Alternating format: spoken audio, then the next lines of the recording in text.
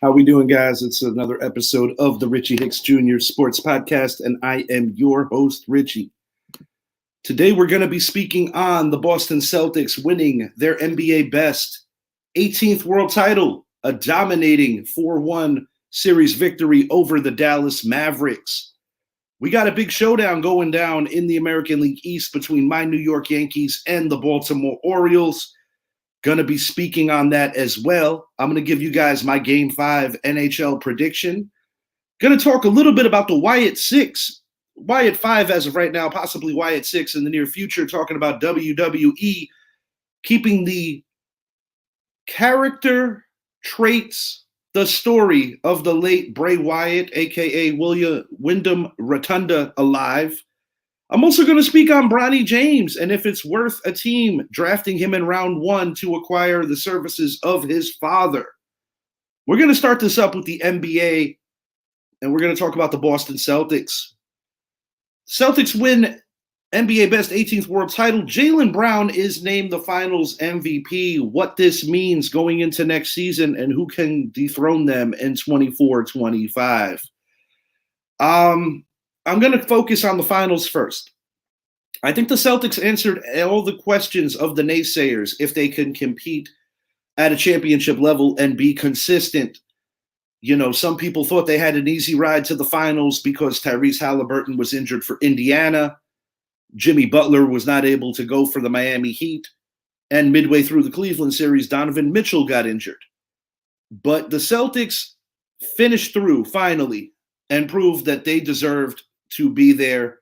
They deserved the true accolade of being considered the best team in the NBA all year long.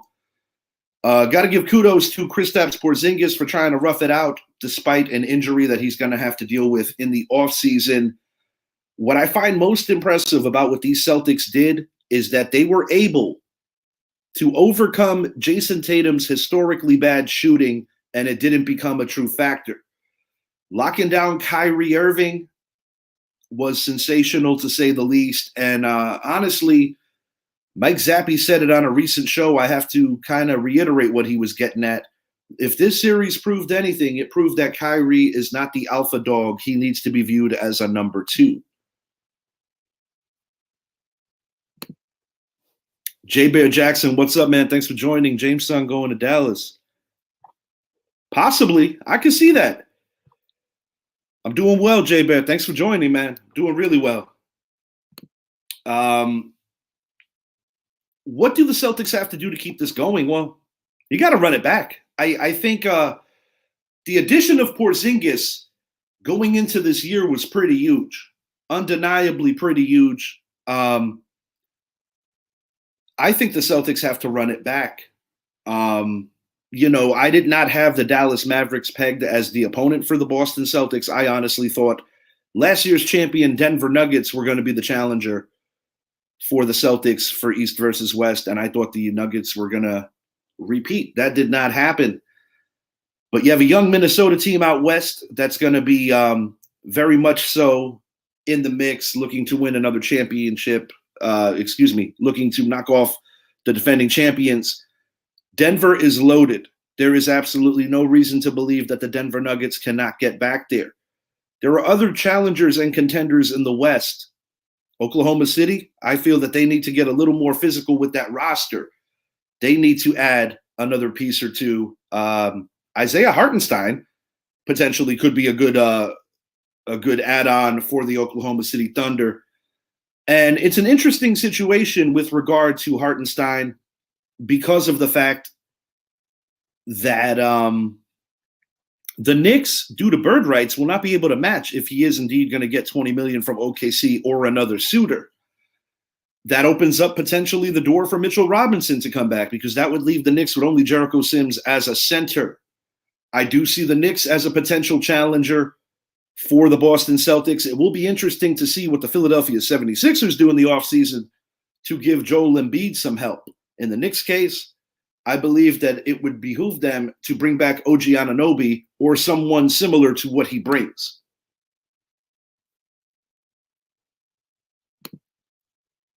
Yeah, the lockdown of Kyrie and just the overall dominance is something that just can't be denied. They made the Dallas Mavericks look like children, with the exception of Game 4, where my co-host Mike Zappi actually questioned if Boston was even playing to win that game because of the coaching style for that particular matchup. A kudos to the Dallas Mavericks. As I already stated, I didn't have them winning the Western Conference this year. The West for years has been the tougher conference to win, and they should be proud of themselves. This was a huge step in the right direction for them as an organization. But as I already alluded to, I think Kyrie Irving was exposed. I certainly did not expect Kyrie to struggle the way he did, and it's a credit to Boston's coaching and to Boston's defense. Honestly, if Porzingis didn't get dinged up in this series, I believe that he may have been in the conversation for a potential Finals MVP. What more can you say about Jaylen Brown?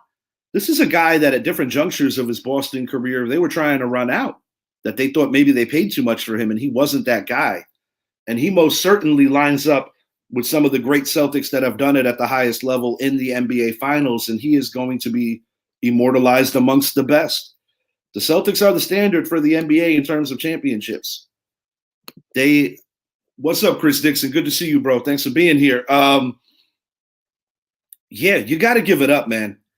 I wanted a crack at the Celtics, not so much because I think my boys would have beaten them, but you want to measure where you stand up to the best. I hope next year the Knicks are able to present a legitimate challenge to the Boston Celtics. But, you got to give credit where it's due.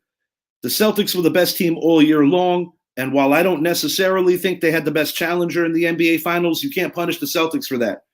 I think some would suggest that last year when the Denver Nuggets defeated the 8-seeded Heat, they weren't the best challenge. I'm sure many people felt the Celtics would have been a better challenge for the Nuggets a year ago, but that's the way the cookie crumbles. You only can play who's in front of you. And for the pretty much from start to finish, the Boston Celtics were the best team in the Eastern Conference and ultimately the best team in the NBA. I do not think it's out of the question to think that these Celtics can repeat. They finally got the proverbial monkey off their back. I'm happy for Kristaps Porzingis being a former Knick. I'm not a Jason Tatum fan, so to speak, but I'm happy for him. I'm happy for anybody that puts in the work of a long career. I'm actually happy for Al Horford. He finally gets his ring. Being a New York sports fan, I don't necessarily have a lot of love for Boston teams, but I appreciate excellence and I appreciate the standard of teamwork that it takes to win. Winning a championship in any sport is a very difficult thing. And I tip my hat to the Boston Celtics for doing it. Congratulations to my Boston friends, Stephen Ridlon, Corey Haddock, amongst others. Enjoy this. It's well-deserved. And I think this was an NBA season that many should be proud of. Chris, I could send you the invite, but I'll be honest, I'm going to be out of here in 20 minutes. I can send you the invite, though. Just bear with me. Actually, I'm going to make this easy for myself, and I'm just going to screenshot it right here.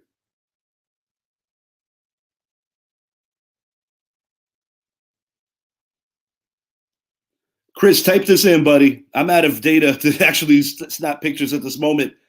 https://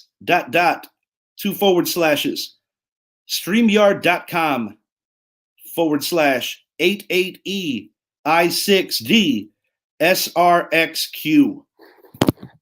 My apologies.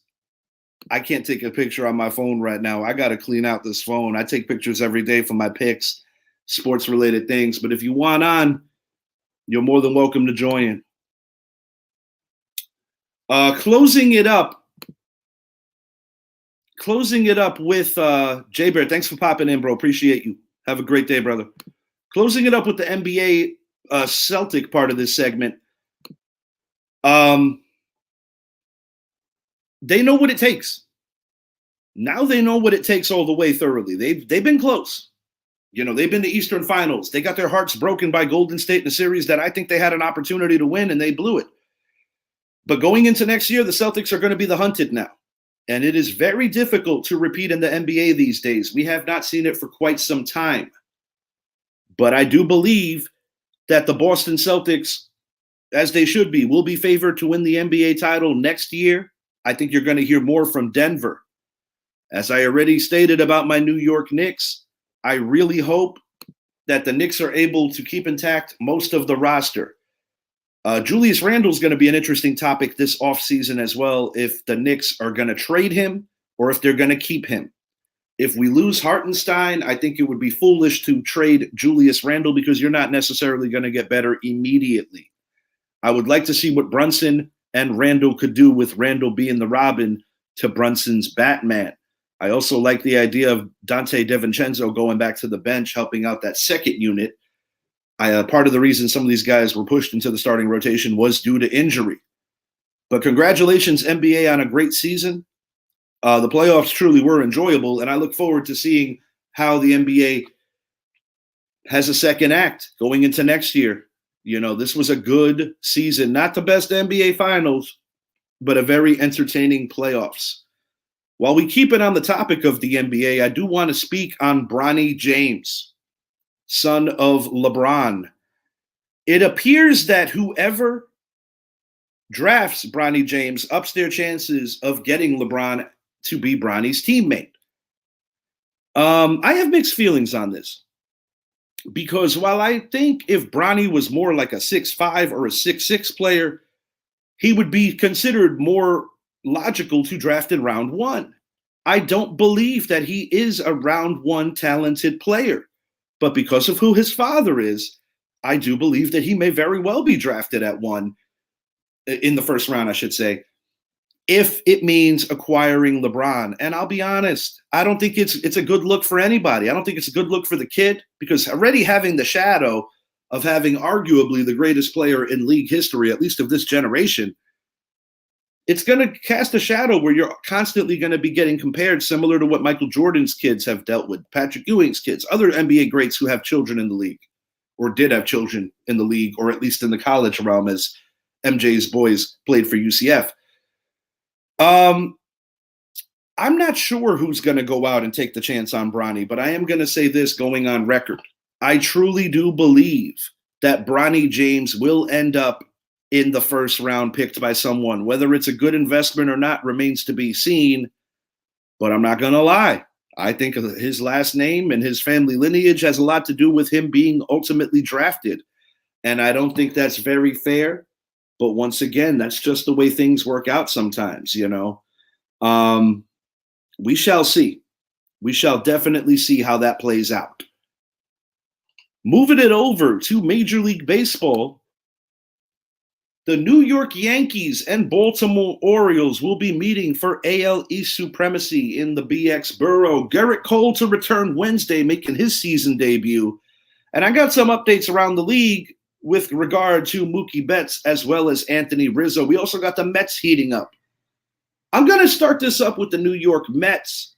About a week or so ago, maybe 2 weeks ago, I think certain MLB fans and MLB analysts alike were suggesting that maybe the Mets move on from some talented players that have some money contracts or on contract years. Pete Alonso comes to mind. With the Mets' current 5-game winning streak, I honestly believe that they're going to make an honest attempt to be buyers, maybe, to chase down a wild card, because the middle of the National League is very underwhelming, and the Mets do have a legitimate chance to stick around all year in that regard. You have an Atlanta Braves team who's 8 games behind the Phillies. Their best situation is probably getting a wild card. But when I look at the middle of the National League and all these teams that are vying for wild card position, I just can't see the Mets being sellers when they're only, I believe, a game and a half out with a cluster of other teams. They are playing better baseball right now, and sometimes who you're playing on your schedule dictates that. You know, they beat up a very beat up Texas Rangers team yesterday who is missing all kinds of people. But similar to what I said about the Celtics, you can only play who's on your schedule. I've been amused by a lot of Yankee fans who are screaming that the Yankees need to make a deal for Pete Alonso. I don't know when these people started watching baseball, but the New York Mets literally have no interest in ever doing big business with the New York Yankees. You might see low-level prospects or role players occasionally get dealt from one team to another, But the New York Mets are certainly not going to trade one of the faces of their franchise to the New York Yankees. If they were going to trade him, they would much rather feed him to a rival of ours like the Boston Red Sox or Chris Dixon's Baltimore Orioles. So get that out of your head, Yankee fans. That ain't happening.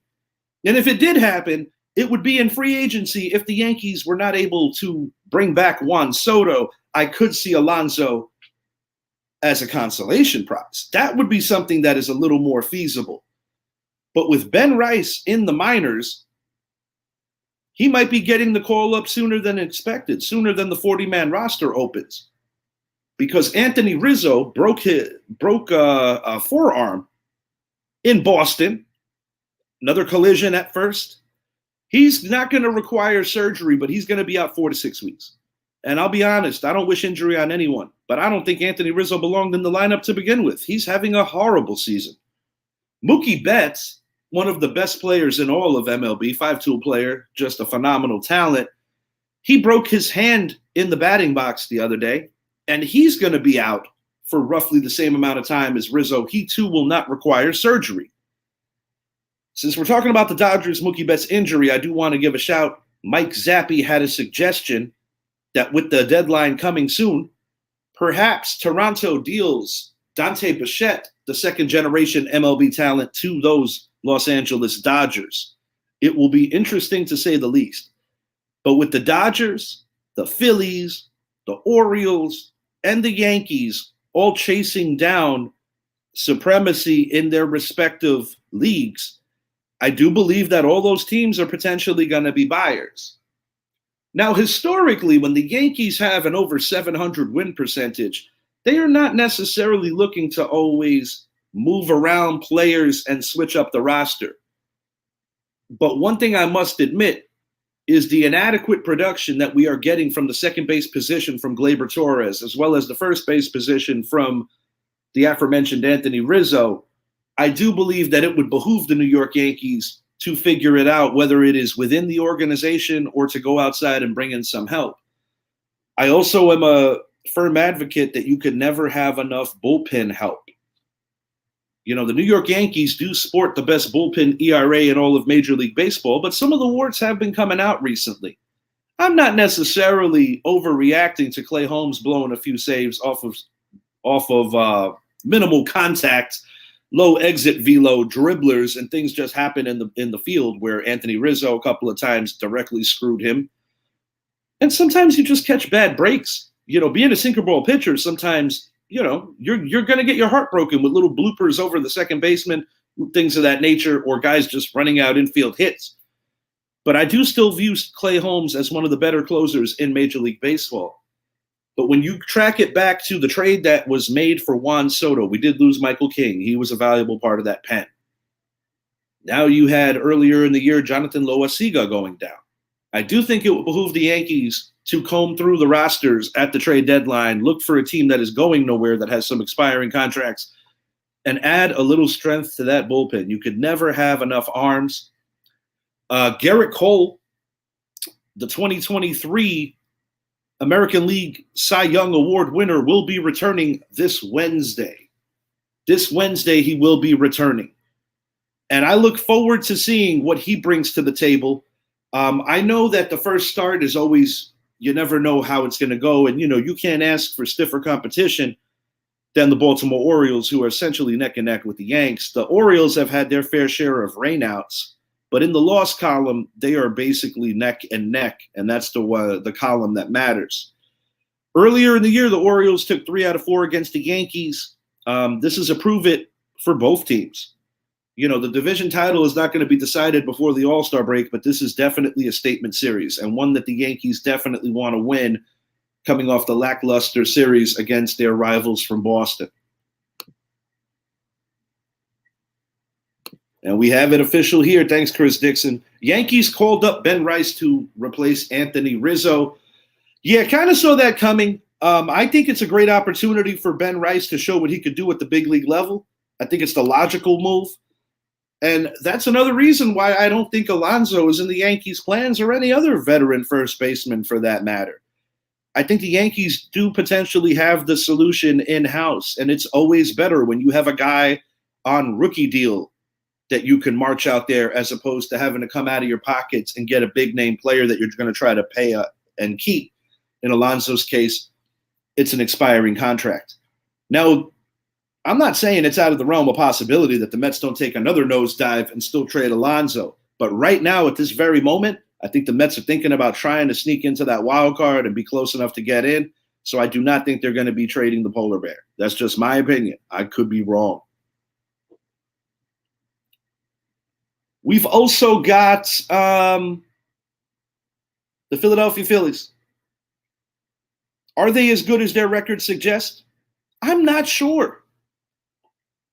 But when I look at their roster and I look at the way that they play together as a team, they are definitely a team to worry about.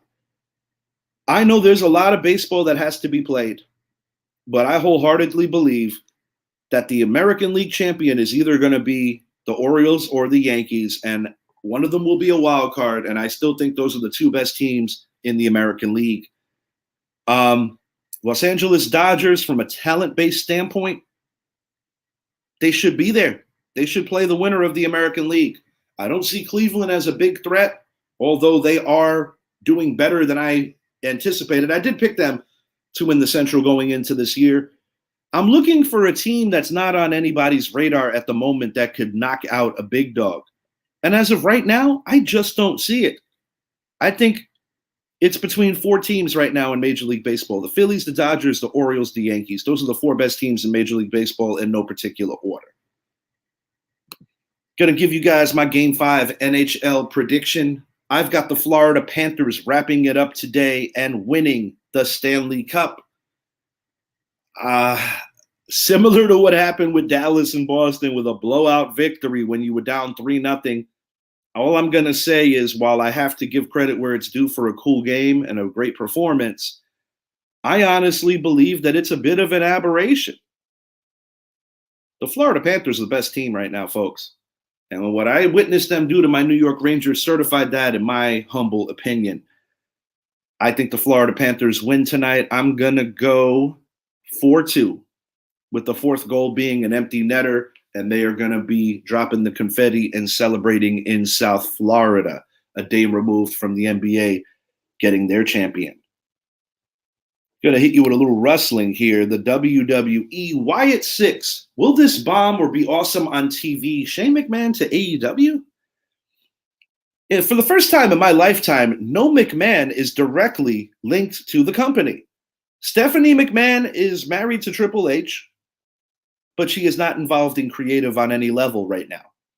Shane McMahon hasn't been involved in WWE since blowing out his quad at a previous WrestleMania, a WrestleMania moment that Snoop Dogg took full advantage of to kind of save.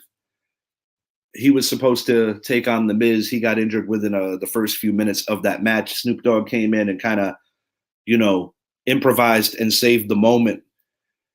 But this Wyatt 6, in terms of making an initial impression, WWE future, well, he is a legend and ultimately will be enshrined. But Bray Wyatt tragically passed. He is the son of IRS. He is the nephew of Barry Windham, the U.S. Express. They were a hell of a tag team in the 80s. But this is a continuation of the Bray Wyatt character. And when I say the Wyatt 6, I think the sixth member will probably be Alexa Bliss, who is currently not wrestling, but she will be coming back in the near future. And she and Wyndham were very close on a personal level as great friends, as well as sharing screen time in the WWE. But the thing is, why it could bomb out is that I'm not convinced all the way through that wrestling fans are ready, because, Bray Wyatt has not been gone long. This could be a tough thing to see, but it could also be something where he is celebrated and where wrestling fans are going berserk over it. So I think it could go one of two ways, and I legitimately do not know which way that's going to go. Time will tell. As Shane McMahon goes, Jim Ross has been alluding to on many a podcast that he does believe that AEW has a legitimate chance to score Shane McMahon. And the reason why I actually agree with Jim Ross is because Shane and his father, they have a bit of a strained relationship after all of the accusations and with Vince having to basically disappear completely from the WWE. The first time in my lifetime a McMahon hasn't been running it. And I think Shane still has love for the wrestling business, and going to the competitor might be a way for Shane to just get away from some of that. And I guess from a competitive nature, it would be kind of interesting to kind of go against his brother-in-law. Of course, I'm talking about Triple H.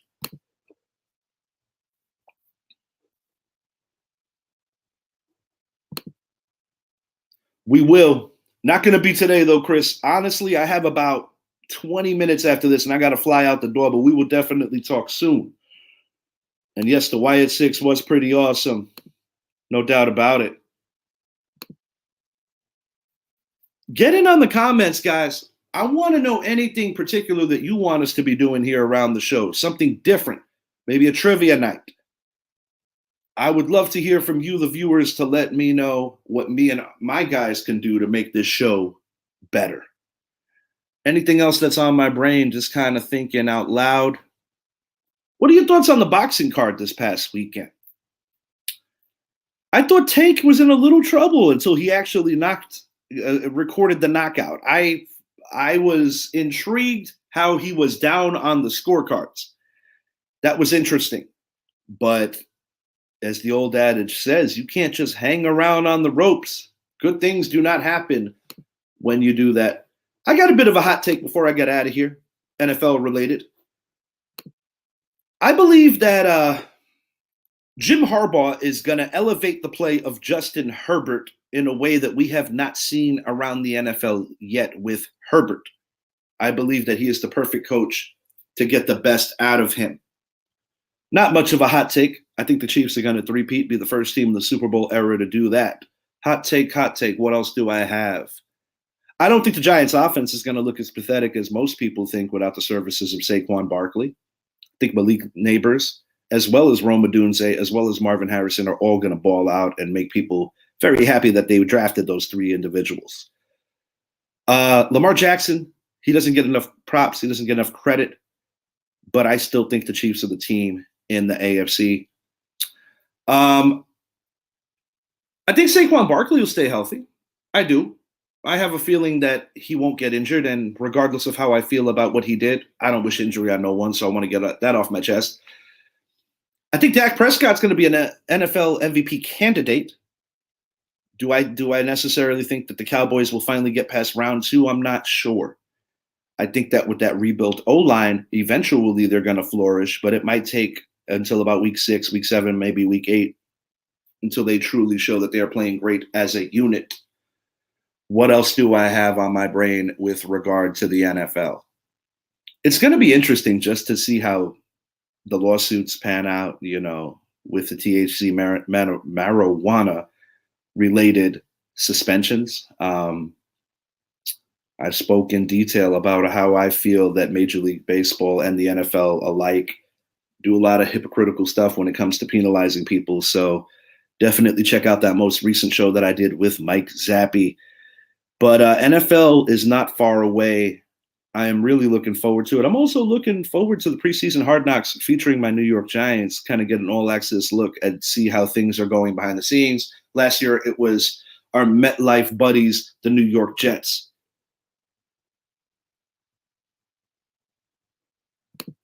Tank was allowing to burn himself out. Yeah, I tend to agree. The ghost got busted. What do you think about that Ghostbusters intro? I thought that was kind of cool. Definitely good for the promo side of things. We'd love to do a WWE report. Yeah, we can speak on that for sure. I definitely want to be making a little more of a concerted effort to bring wrestling in a little more frequently if we can. I think I've covered everything I wanted to today, though. Chris, I apologize I couldn't sneak you in here. Yeah. I didn't have StreamYard open on the phone, and I was already live. But yeah, we'll get you on in the near future. If you haven't already, please make it a point, like and subscribe to the channel, Richie X Jr. Sports Pod on YouTube. I hope all of you have a great day. I got to get out of here. Have a great one.